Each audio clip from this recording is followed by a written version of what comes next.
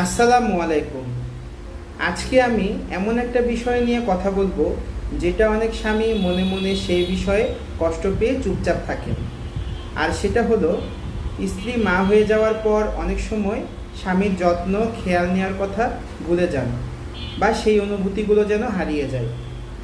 দাম্পত্য জীবনের শুরুতে স্বামী স্ত্রীর সম্পর্ক থাকে একে অপরকে ঘিরে, কিন্তু সন্তান এলে স্ত্রীর পুরো মন শরীর সময় মায়ের ভূমিকায় ঢুকে পড়ে, যা স্বাভাবিক। সন্তান আল্লাহর নিয়ামত, সন্তানের যত্ন নেওয়া ফরজ দায়িত্ব।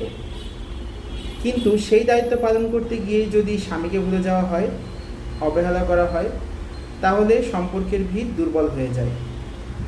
অনেক স্ত্রী হয়তো বুঝতেই পারেন না যে তার স্বামী দিনের শেষে শুধু এক প্লেট গরম খাবার চান না, সে চায় একটু খোঁজ, একটু মমতা, একটু আদর।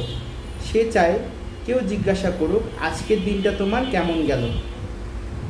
স্বামীকে স্ত্রীরা সন্তানের বাবা হিসেবেই দেখেন এবং স্ত্রী অনেক সময় শুধু মা হয়ে যান, স্বামী সঙ্গী হিসাবে আর থাকেন না।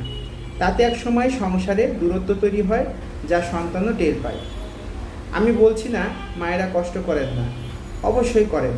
তবে একটু খেয়াল, একটু মমতা যদি স্বামীর দিকেও যায়, তাহলে সংসার হয় শান্তির জায়গা, ভালোবাসার জায়গা।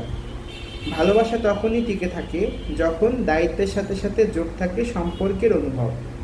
স্বামীও যেন মনে করে সে শুধু উপার্জনকারী না, একজন মানুষ, একজন স্বামী যে ভালোবাসে এবং ভালোবাসা পেতে চায়। আসুন আমরা সবাই একটু বোঝার চেষ্টা করি, স্ত্রী শুধু সন্তানের মা না, স্বামীও শুধু আয় রোজগারের মেশিন না। উভয়ের কাছে মানুষ, যাদের প্রয়োজন যত্ন, ভালোবাসা ও বোঝাপড়া।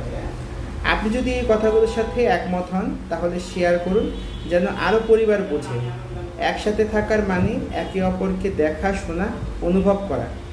আল্লাহ আমাদের সকলকে সুন্দর সম্পর্ক গড়ে তোলার তৌফিক দিন। আমিন।